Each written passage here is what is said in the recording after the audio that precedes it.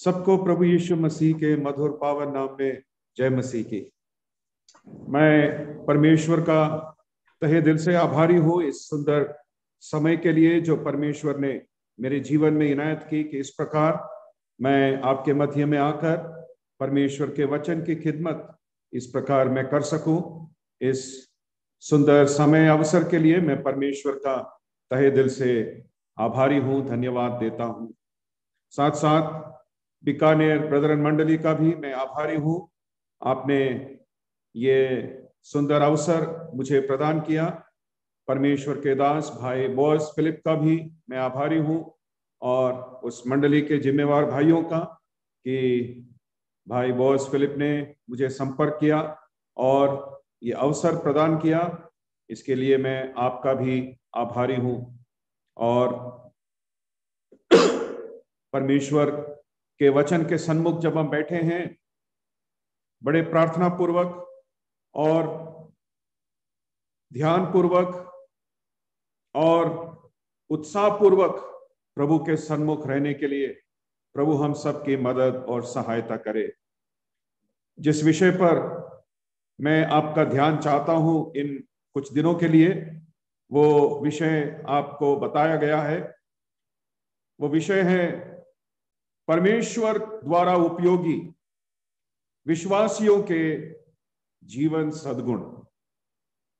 मतलब परमेश्वर, महान जीवित परमेश्वर जिन्हें इस्तेमाल करना चाहते हैं, उनके जीवन के सद्गुण क्या होने चाहिए, उस विषय पर आपका ध्यान मैं चाहता हूं।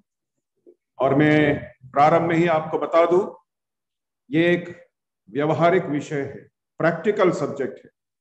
इसमें कोई उपदेश या सैद्धांतिक बात नहीं है, लेकिन ये एक प्रायोगिक विषय है। हमारे दैनिक जीवन में, हमारे रोजमर्रा के जीवन में किस प्रकार हम सद्गुण हमारे जीवन में होने चाहिए जिसके द्वारा परमेश्वर हमें इस्तेमाल करे, उस विषय पर आपका ध्यान चाहता हूं। सबसे पहले प्रारंभ में आधार स्वरूप एक वचन हम पढ़ेंगे।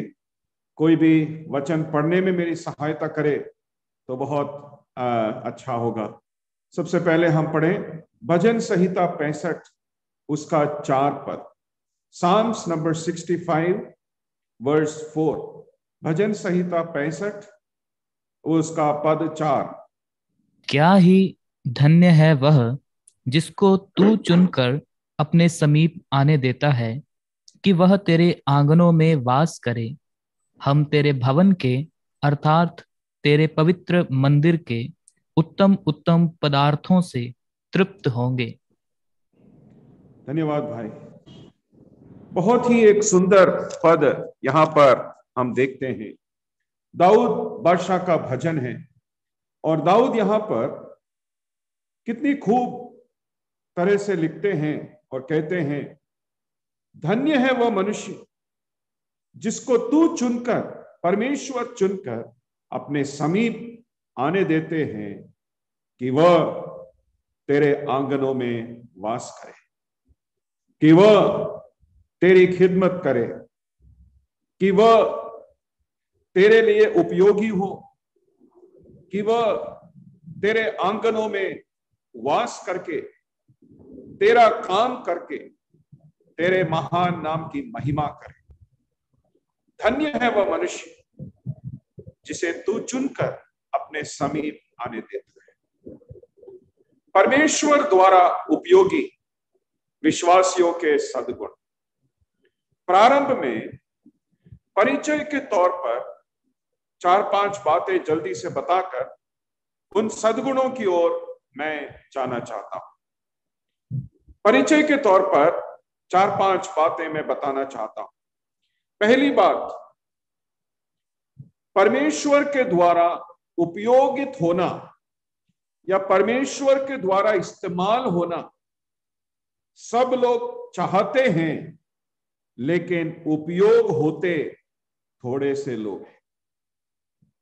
सब चाहते हैं सारे विश्वासी परमेश्वर द्वारा उपयोगित होना चाहते हैं। कौन नहीं चाहता?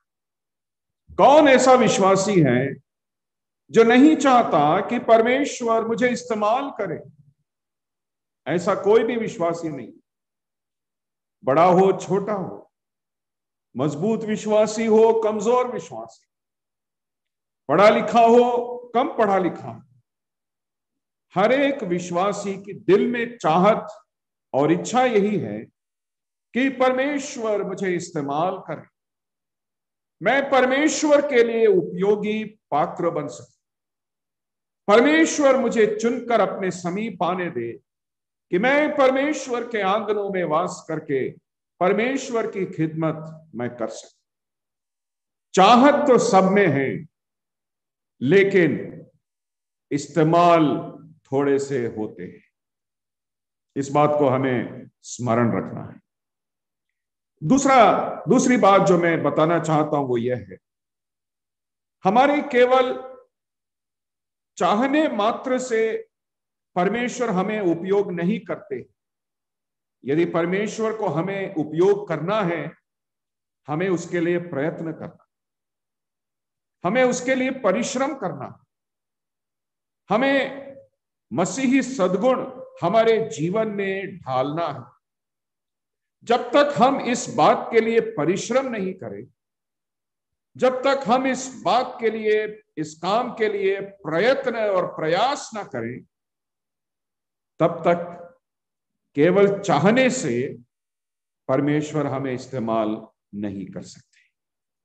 उसके लिए हमें अनुशासन होना पड़ेगा, उसके लिए हमें प्रयत्न करना पड़ेगा, उसके लिए हमें काम करना पड़ेगा, और हमारा काम और परमेश्वर की आशीष मिलकर परिणाम यह होगा कि परमेश्वर हमें अपनी महिमा के लिए उपयोग करेंगे।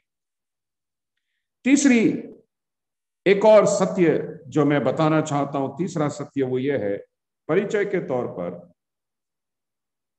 प्रभु ने हमें विश्वासियों के तौर पर इस संसार पर इसलिए रखा है कि परमेश्वर हमें अपनी महिमा के लिए इस्तेमाल करे, और दूसरा कोई उद्देश्य नहीं है। प्रभु ने हमें, आपको क्या लगता है, इस संसार में क्यों जीवित रखा है? हम बहुत काबिल हैं इसलिए? हम बहुत श्रेष्ठ और कुलीन हैं इसलिए? हम बहुत अच्छे विश्वासी हैं इसलिए? यह कोई कारण नहीं है।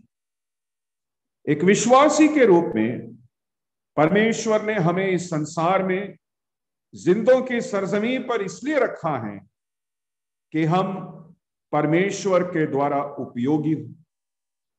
परमेश्वर हमें अपनी योजना के लिए, अपनी काम के लिए, अपनी सेवकाई के लिए परमेश्वर हमें इस्तेमाल करे, इसलिए परमेश्वर ने हमें इस संसार में जीवित रखा है। तो मकसद जीवन का यही है। तो आज हम अपने आप को परखें और जांचें, अपने जीवन का हम अवलोकन करें, क्या परमेश्वर के इस उद्देश्य को हम पूरा करते हैं? हम अपने आप को जांचें। स्मरण रहे, परमेश्वर ने हमें अपने उपयोग के लिए, अपने प्रयोग करने के लिए हमें इस संसार में जीवित रखा है। चौथा एक और सत्य जो हमें स्मरण रखना है वो यह है, यदि इस संसार में रहते हुए हम प्रभु के लिए, प्रभु यीशु मसीह के लिए उपयोगी ना बने, तो कदाचित शैतान हमें इस्तेमाल कर सकता है। हम चैन आराम से बैठ नहीं सकते। यदि एक विश्वासी के रूप में परमेश्वर हमें इस्तेमाल नहीं करते, यदि एक विश्वासी के रूप में हम परमेश्वर के लिए, परमेश्वर की महिमा के लिए, प्रभु यीशु मसीह के लिए उपयोगी नहीं है, तो एक और है जो बहुत ही बिजी है, हमें इस्तेमाल करने के लिए हमेशा तैयार रहता है, वो है शैतान। इसलिए न केवल अपने आप को जांचना परखना है, मगर बड़ी सावधानी के साथ हमें अपना जीवन बिताना, क्योंकि यदि प्रभु यीशु मसीह हमें उपयोग ना करें तो शैतान हमें इस्तेमाल करने के लिए तैयार बैठा है। इसलिए बड़े सावधानी के साथ, बड़ी सतर्कता के साथ हमें अपना जीवन बिताना निहायत ही जरूरी है। और एक और खास बात, अंतिम बात परिचय के तौर पर मैं बताना चाहता हूं, वो यह है, यदि हम प्रभु यीशु मसीह के लिए एक विश्वासी के रूप में उपयोगी ना बने तो प्रभु हम जैसे अनेकों को इस्तेमाल कर सकते हैं, मगर हमें और हमारे परिवार को नुकसान और दंड सहना पड़ेगा। इस बात को हमें कभी नहीं भूलना।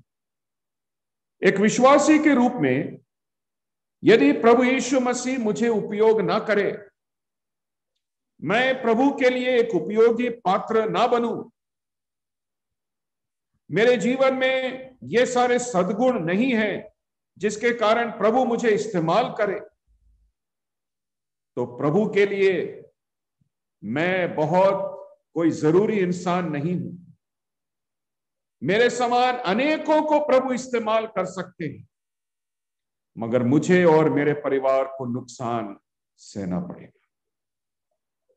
मैं कभी भी ये बात सोचकर बैठ नहीं सकता, मेरा नाम स्टीफन चरियान है, प्रभु मुझे इस्तेमाल नहीं करेंगे तो किसे इस्तेमाल करेंगे?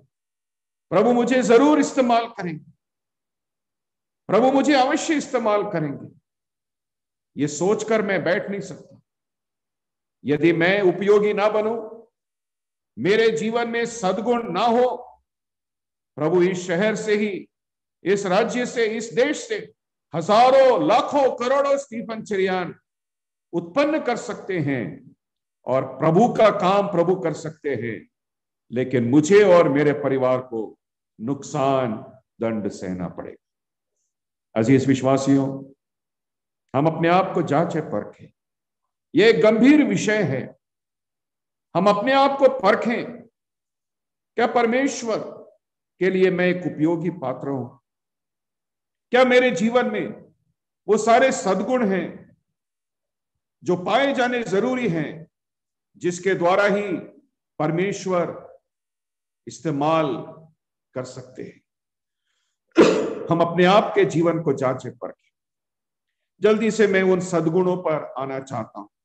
प्रभु ने चाहा तो थोड़े थोड़े सद्गुण करके इन पूरे महीने में 4 बृहस्पतिवार को हम इस विषय को सीखने का, अध्ययन करने का प्रयास करेंगे।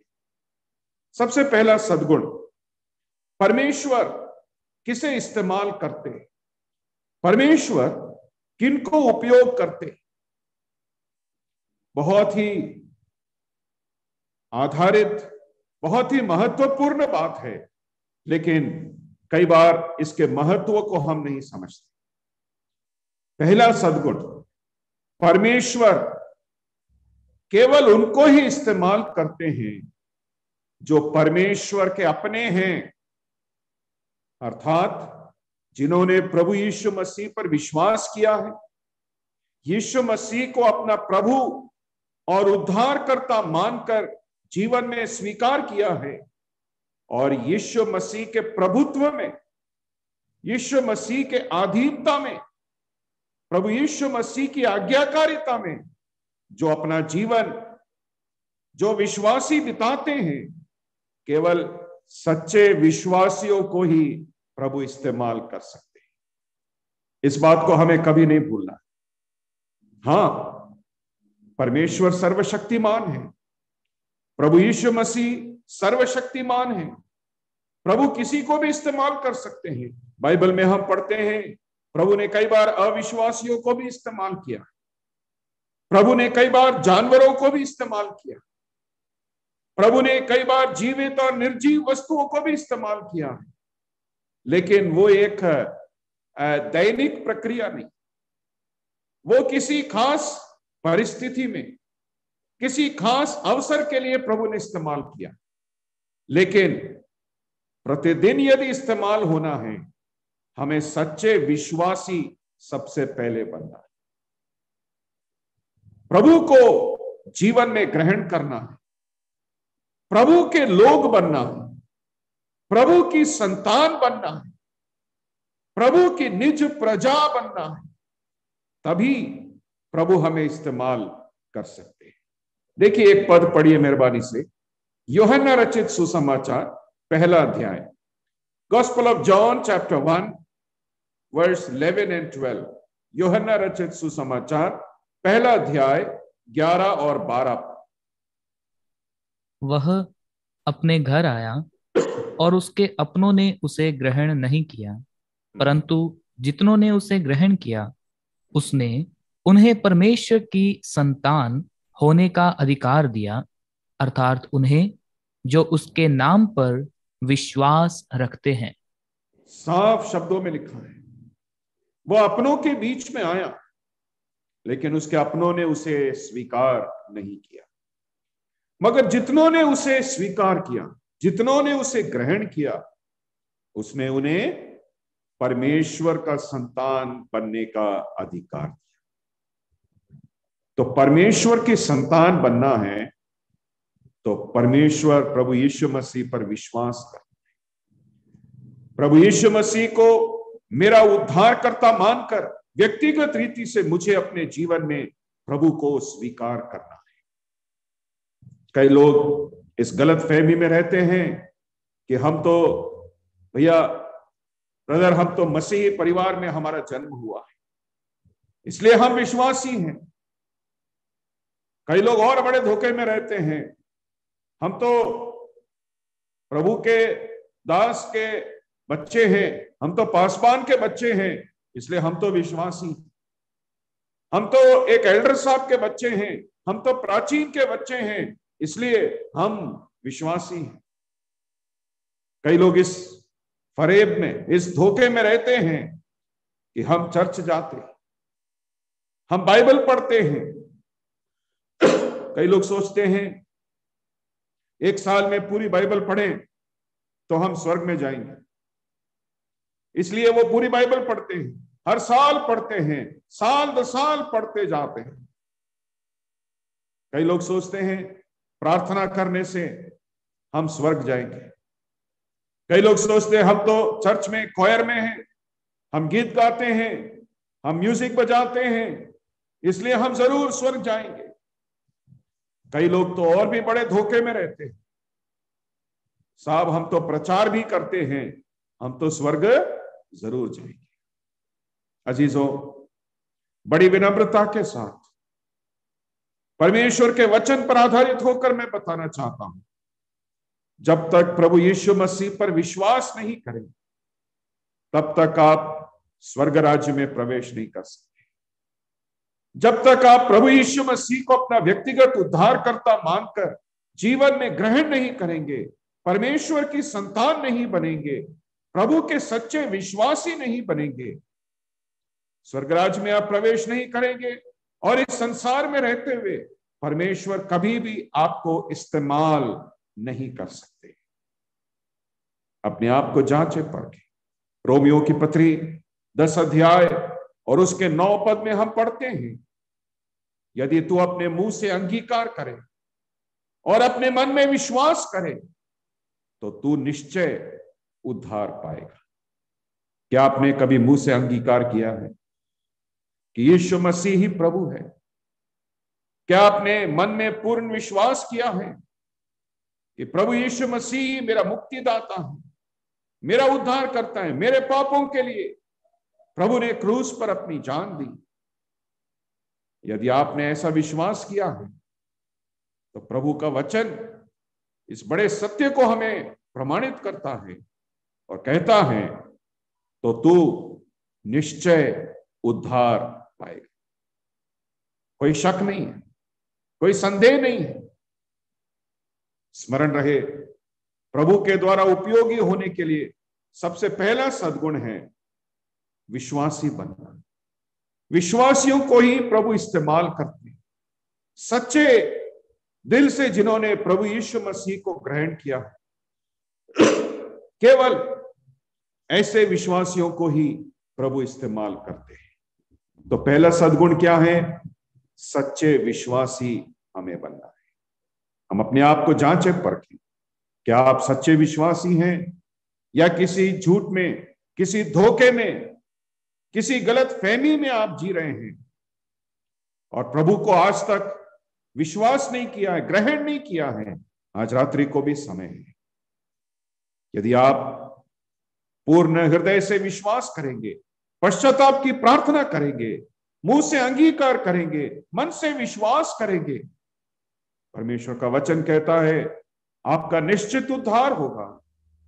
आप विश्वासी बनेंगे और जब आप विश्वासी होंगे, परमेश्वर अवश्य आपको इस्तेमाल करेंगे। आप परमेश्वर के लिए एक उपयोगी पात्र सिद्ध होंगे।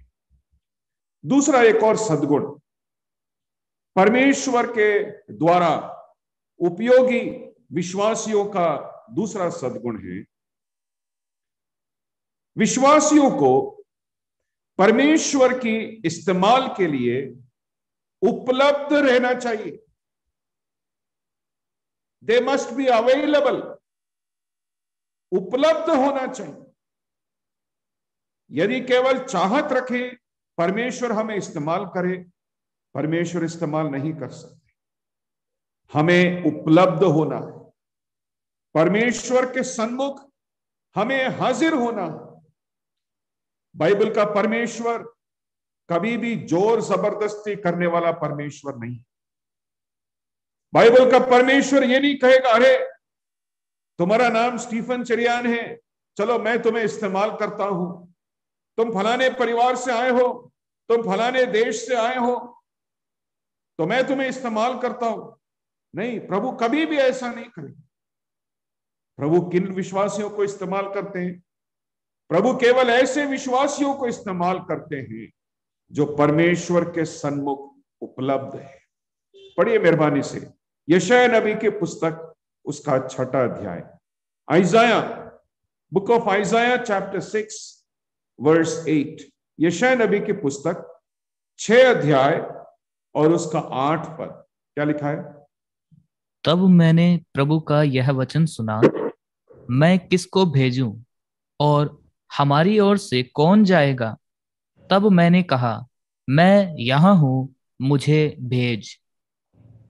यशायाह भविष्यद्वक्ता के शब्द। प्रभु का दर्शन पाया, प्रभु की आवाज को सुना, कौन मेरे लिए जाएगा, मैं किसे भेजूं? यशायाह ने क्या कहा? प्रभु जी मैं उपलब्ध हूं, मैं इधर हूं, मैं यहां हूं, मुझे भेज। मैं तेरी सेवा के लिए उपलब्ध हूं, मैं तेरी उपयोगिता के लिए, तू मुझे इस्तेमाल करे उसके लिए मैं उपलब्ध हूं। अजीज विश्वासियों, क्या आप प्रभु के द्वारा उपयोगी होने के लिए प्रभु के पास उपलब्ध है? विश्वासी तो अनेक हैं, लेकिन प्रभु सबको इस्तेमाल नहीं करते। यूहन्ना रचित सुसमाचार 2 अध्याय जब हम पढ़ते हैं ना, यूहन्ना रचित सुसमाचार 2 अध्याय 23, 24 और 25 पद, अंतिम 3 पदों में लिखा है, अनेकों ने प्रभु यीशु मसीह पर विश्वास किया, लेकिन प्रभु यीशु मसीह ने सब पर विश्वास नहीं किया, क्योंकि प्रभु जानते हैं कि सबके मन में क्या है। तो अनेक लोग आज भी प्रभु पर विश्वास करते हैं, प्रार्थना करते हैं, चाहते हैं कि प्रभु मुझे इस्तेमाल करे, मैं प्रभु के लिए एक उपयोगी पात्र बनूं, मगर परमेश्वर के लिए उपलब्ध नहीं। अपने ही काम में, अपने ही धंधे में, अपने ही बातों में उलझे हुए, बहुत व्यस्त हैं। प्रभु के लिए समय नहीं है, प्रभु के लिए वक्त नहीं है, प्रभु की उपयोगिता के लिए वो उपलब्ध नहीं है। मैं आपको बताना चाहता हूं, प्रभु के लिए उपलब्ध होना, उसका मतलब क्या है? केवल बाहर खड़े होकर आसमान में देखकर कहना प्रभु मैं उपलब्ध हूं, वो नहीं है। प्रभु के लिए उपलब्ध रहना, इसका मतलब क्या है? 3-4 बातें हैं। पहली बात, एक चाहत रखना, प्रभु जी मैं चाहता हूं आप मुझे उपयोग करें, मैं उपलब्ध हूं। दूसरी बात, एक तैयारी होना, प्रभु जी मैं चाहता हूं आप मुझे इस्तेमाल करें और आपकी सेवा के लिए, आपके काम के लिए प्रभु जी मैं तैयार हूं, आप हुक्म करो, आप आज्ञा दो, मैं आपकी बात मानने के लिए मैं एकदम तैयार हूं। होता है ना, कुछ विश्वासियों को हम कहते हैं ये काम जरा करना, वो कहते हैं जरूर करेंगे साहब, जरूर करेंगे, आज नहीं कल करेंगे, तैयार नहीं है। प्रभु के लिए उपलब्ध होना मतलब प्रभु के काम करने के लिए एकदम तैयार जीवन बिताना, तैयार रहना। तीसरी बात, हर अवसर के लिए और प्रभु के समय के लिए इंतजार करना, चाहत होना, तैयार रहना और इंतजार करना। जब भी अवसर मिले, और कौन सा अवसर? पहला अवसर, दूसरा तीसरा चौथा नहीं, जब भी पहला अवसर ही मिले उसे इस्तेमाल करके प्रभु के लिए उपयोगी बनना, यह है प्रभु के लिए उपलब्ध रहने का मतलब। और एक और बात है, जब प्रभु काम दे तो वो काम करने की इच्छा शक्ति होना, काम करना, काम को टालना नहीं, बहाने नहीं बनाना। प्रभु के लिए उपलब्ध रहना मतलब प्रभु का काम करने के लिए तैयार रहना। अजीज विश्वासियों, हम अपने आप के जीवन को जांचें परखें, क्या हम प्रभु के लिए उपलब्ध हैं? प्रभु केवल ऐसे विश्वासियों को उपयोग करते हैं जो प्रभु के लिए उपलब्ध है।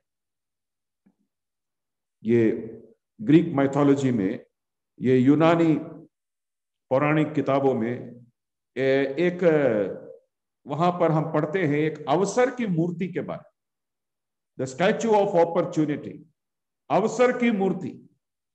तो वो अवसर की मूर्ति एक मनुष्य की मूर्ति है जो भाग रहा है, ऐसा एक पोज है ना, जो भाग रहा है, एक पैर में खड़ा है, एक पैर हवा में है, वो भाग रहा है।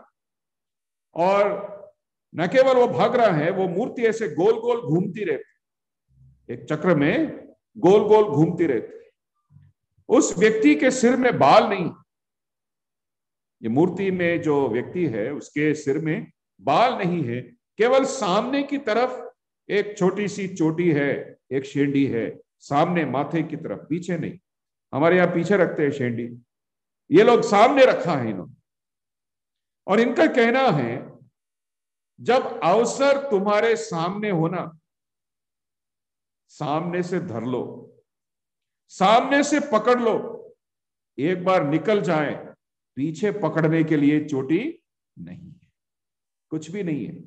तन में वस्त्र भी सबसे कम है, जरूरी वस्त्र पहने हैं, हाथ में कुछ आएगा नहीं।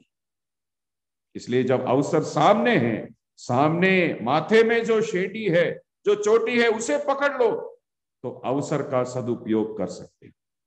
नहीं तो एक बार अवसर गया, वो समय दोबारा नहीं मिलेगा। अजीज विश्वासियों, क्या हम प्रभु के लिए उपलब्ध हैं? हर अवसर जो हमें मिलता है वो उसका सदुपयोग करके, क्या हम प्रभु से यही प्रार्थना करते हैं, प्रभु जी आप मुझे इस्तेमाल कीजिए, मैं तैयार हूं, आप क्या चाहते हैं, मैं आपके सामने हूं, मैं आपके लिए उपलब्ध हूं। एक बार एक कहानी मैंने ऐसे पढ़ा एक किताब में, एक बड़ी धनवान स्त्री थी, वो किसी जगह काम से गई, एक होटल में रुकी, और काम होने के बाद वो होटल से निकली। जब एयरपोर्ट पहुंची तब उसको एहसास हुआ कि वो अपना एक पर्स होटल में भूल गई। तो उसने होटल में फोन किया, रिसेप्शनिस्ट ने उठाया और कहा मैं फलाना व्यक्ति बोल रही हूं, मेरा फलाना कमरा था, आज सुबह मैंने खाली किया, लेकिन अफसोस की बात है मेरा एक पर्स वहां रह गया, क्या आप देख सकते हैं मेरा पर्स वहां है या नहीं? उन्होंने कहा 1 मिनट आप होल्ड कीजिए, आप लाइन में बने रहिए, हम देखते हैं आपका पर्स है या नहीं। वो गया कमरे में, उसने देखा वो पर्स है, और वो वापस फोन पे आया बोलने के लिए कि हाँ आपका पर्स मिल गया। लेकिन क्या हुआ मालूम है? उस स्त्री ने फोन काट दिया। बहुत जल्दबाजी थी, वो पर्स उनको मिला ही नहीं। कई बार हम भी ऐसे ही करते हैं, बहुत जल्दबाजी दिखाते हैं। प्रभु के काम के लिए समय नहीं है, सभाओं में आने के लिए समय नहीं है, प्रभु का काम करने के लिए टाइम नहीं है। अपने ही नौकरी में, अपने ही पेशे में, अपने ही काम में, अपने ही दुनिया में हम ऐसे व्यस्त हो जाते हैं, प्रभु के लिए हम उपलब्ध नहीं रहते। हर पल हमें प्रभु को देखकर यही कहना, प्रभु जी मैं उपलब्ध हूं, आप क्या चाहते हैं मैं आपके लिए करूं। यह बहुत जरूरी है। आपको मालूम है जब प्रेरित पौलुस को, जब वो पहले प्रभु में आने के पहले उसका नाम क्या था? शाऊल। शाऊल को जब प्रभु ने दर्शन दिया और बचाया, तब शाऊल ने 2 सवाल पूछे, है ना, प्रभु से 2 प्रश्न पूछे। कौन कौन से प्रश्न हैं?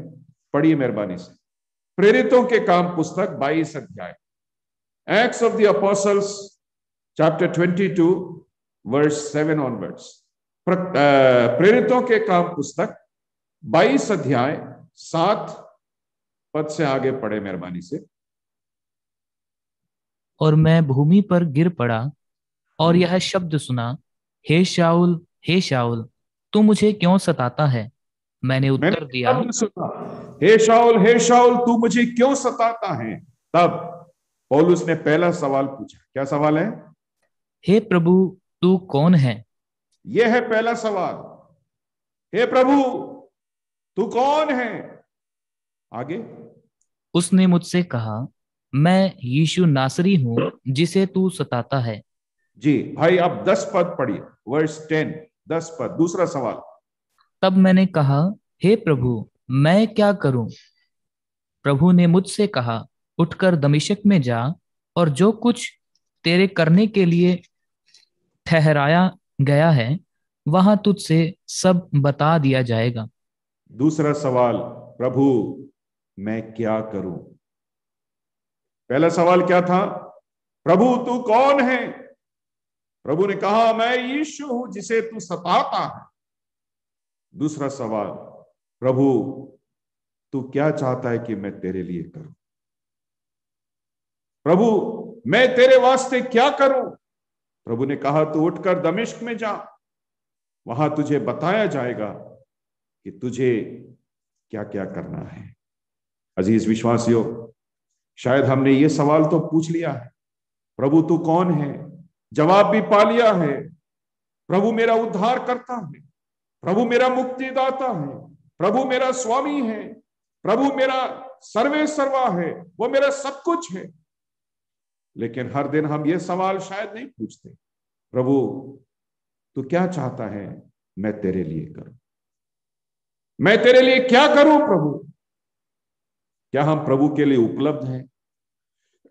हमेशा स्मरण रहे, प्रभु केवल ऐसे विश्वासियों को ही इस्तेमाल करते हैं जो प्रभु के लिए, प्रभु की उपयोगिता के लिए, प्रभु के इस्तेमाल होने के लिए उपलब्ध रहते हैं, उपलब्ध रहते हैं। तीसरी बात, पहली बात, जो सच्चे विश्वासी है प्रभु ने इस्तेमाल करते हैं, अविश्वासियों को प्रभु इस्तेमाल नहीं करते। दूसरी बात, प्रभु उन्हें इस्तेमाल करते हैं, उनको उपयोग करते हैं जो प्रभु के लिए उपलब्ध हैं, जिनके पास प्रभु के लिए समय है, इच्छा है, तैयार है, प्रभु से पूछते प्रभु मैं क्या करूं। जो प्रभु के लिए उपलब्ध है प्रभु उन्हें इस्तेमाल करते हैं। तीसरी बात, तीसरा सद्गुण, और यह बताकर मैं समाप्त करूंगा, और प्रभु ने चाहा तो इस विषय को हम आगे भी जारी रखें।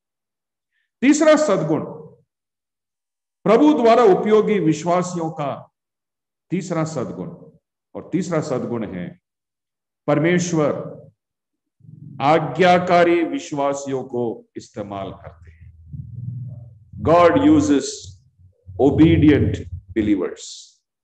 परमेश्वर आज्ञा मानने वाले विश्वासियों को इस्तेमाल करते हैं, अनाज्ञाकारी विश्वासियों को इस्तेमाल नहीं करते।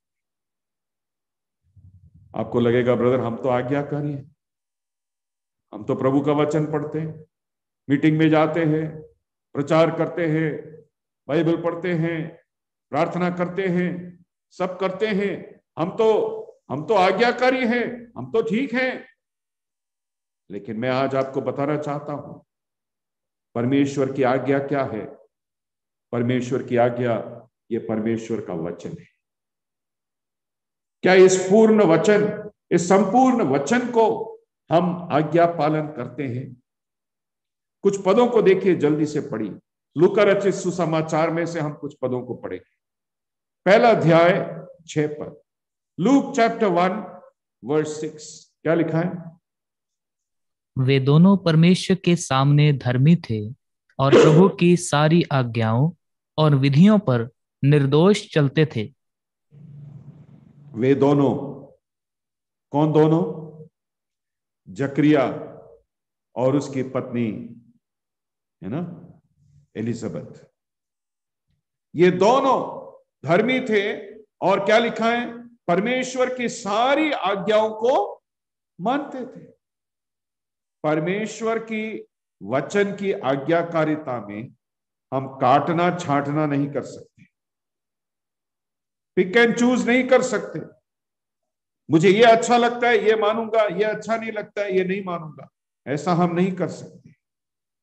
संपूर्ण परमेश्वर का वचन, संपूर्ण पवित्र शास्त्र, ये प्रभु का वचन है। सारी बातों का आज्ञा पालन करना जरूरी है। अजीज विश्वासियों, हम अपने आप को जांचें पर, क्या हम सपरिवार या क्या हम अपने आप को व्यक्तिगत रीति से प्रभु की सारी आज्ञाओं का पालन हम करते हैं? हम अपने आप को जांचें परखें। एक और पद पढ़िए लूका रचित सुसमाचार में से 5 अध्याय 5 पद, लूक चैप्टर 5 वर्स 5, लूका 5 अध्याय 5 पद। शमौन ने उसको उत्तर दिया, हे स्वामी, हमने सारी रात मेहनत की और कुछ ना पकड़ा, तो भी तेरे कहने से जाल डालूंगा। किसके शब्द है? पतरस के, शमौन पतरस। क्या कह रहा है पतरस? पतरस के जवाब से पहले प्रभु ने कहा, पतरस गहरे में जाल डाल तब मछलियां मिलेंगी, गहरे में जाल डाल। तब पतरस ने कहा, प्रभु हमने सारी रात मेहनत की, कुछ नहीं पकड़ा। पतरस कह रहा है, प्रभु जी हम पेशे से मछुआरे हैं, मछली पकड़ना हमारा काम है, मछली पकड़ना हमें आता है, हमको मालूम है, हम जानते हैं मछली इस पानी में कहां पर है, हमें मालूम है छोटी मछली किधर है, हमें मालूम है बड़ी मछली किधर है।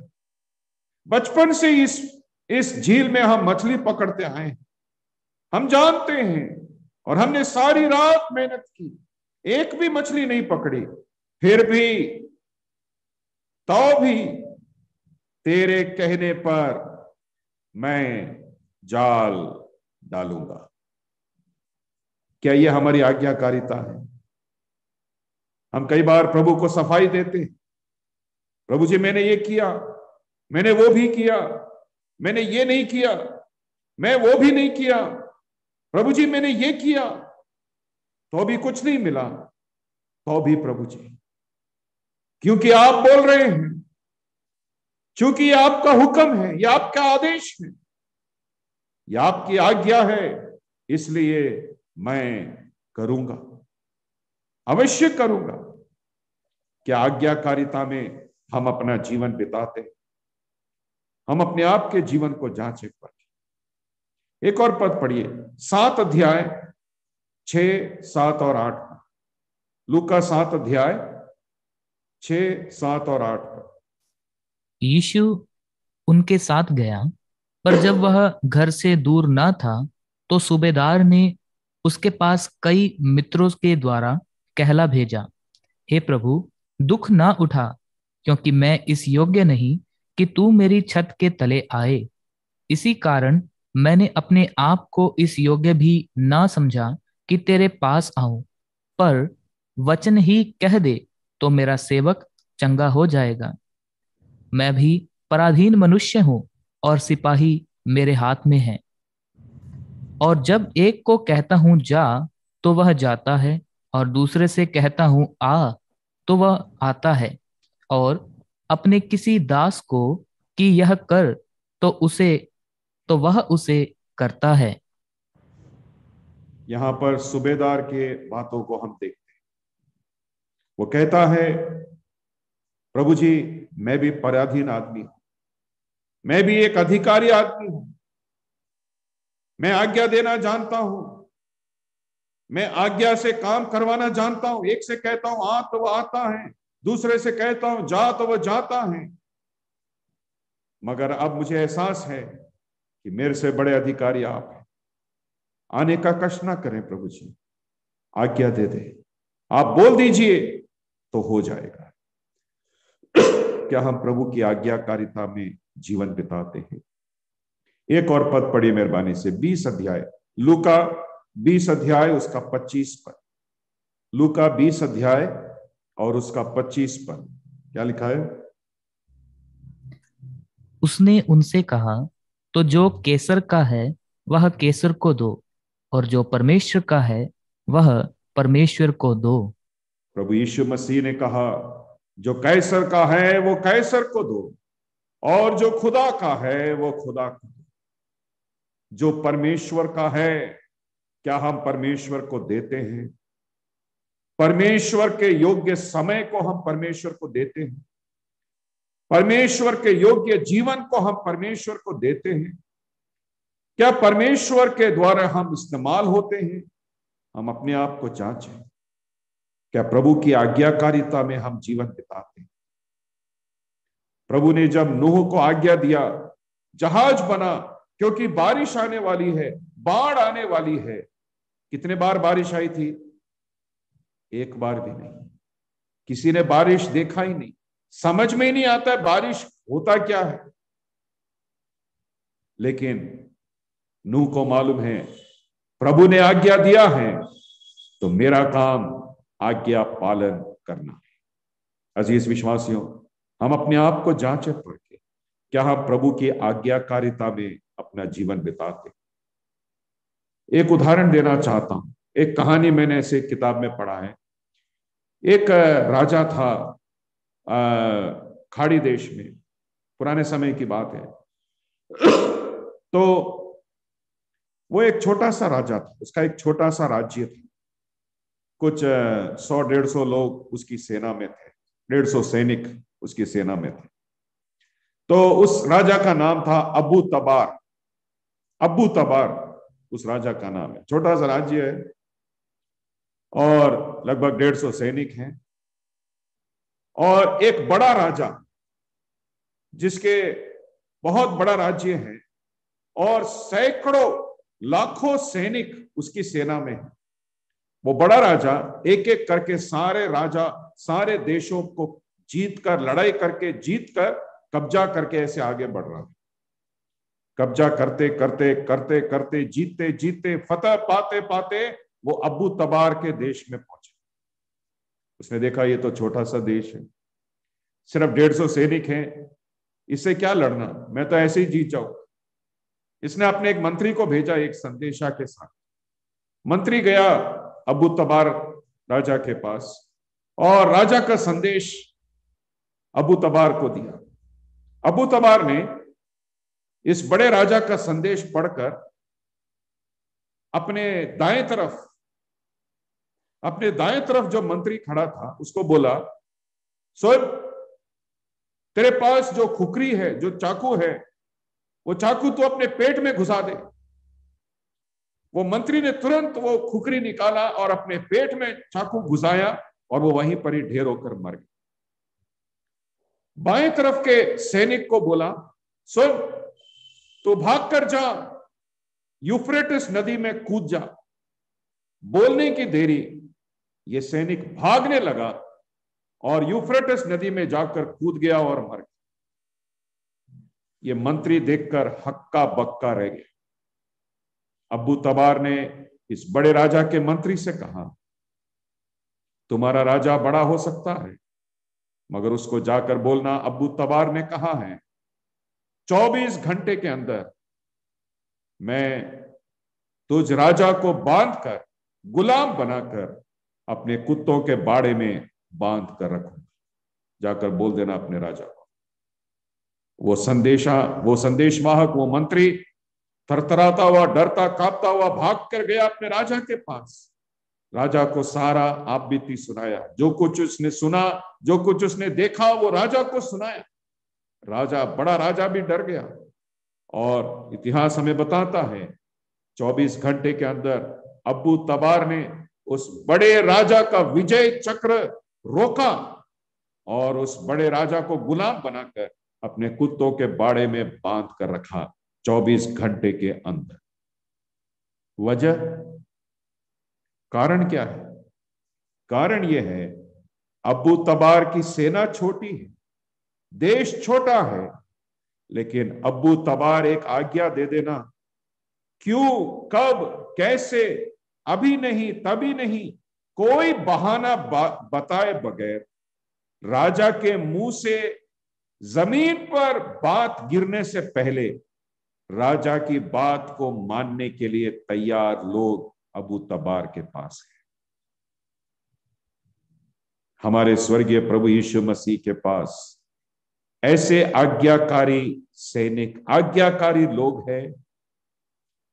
अजीज विश्वासियों, हमेशा स्मरण रहे, प्रभु केवल आज्ञाकारी विश्वासियों को ही इस्तेमाल करते हैं, जो प्रभु की आज्ञा को मानने के लिए तैयार है, जो प्रभु की हर बात को क्यों, कब, कैसे, अभी नहीं, बाद में, इस साल नहीं, अगले साल, कोई बहाना नहीं, प्रभु के कहने की देरी, प्रभु का वचन पढ़ने की देरी, उसी पल, उसी क्षण पूर्ण हृदय के साथ प्रभु की आज्ञाकारिता में जो जीवन बिताते हैं, प्रभु केवल ऐसे विश्वासियों को ही उपयोग करते हैं। प्रभु सहायता करे। स्मरण रहे, प्रभु सच्चे विश्वासियों को इस्तेमाल करते हैं। प्रभु उपलब्ध होने वाले विश्वासियों को इस्तेमाल करते हैं। प्रभु आज्ञाकारी विश्वासियों को ही इस्तेमाल करते हैं। हमारी प्रार्थना उस गीतकार के शब्दों के समान हो। हमारी यही प्रार्थना हो, मेरे हृदय का सारा प्रेम हे प्रभु हो तेरा ही, ग्रहण कर मैं रहूंगा तेरा सदा सर्वदा। हम आज्ञाकारी बने, हम उपलब्ध रहे, सच्चे विश्वासी बने, प्रभु अवश्य हमें इस्तेमाल करेंगे। प्रभु इन विचारों को आशीष करके हमें दे। परमेश्वर के नाम की महिमा हो। प्रभु ने चाहा तो इस विषय को हम आगे जारी रखेंगे।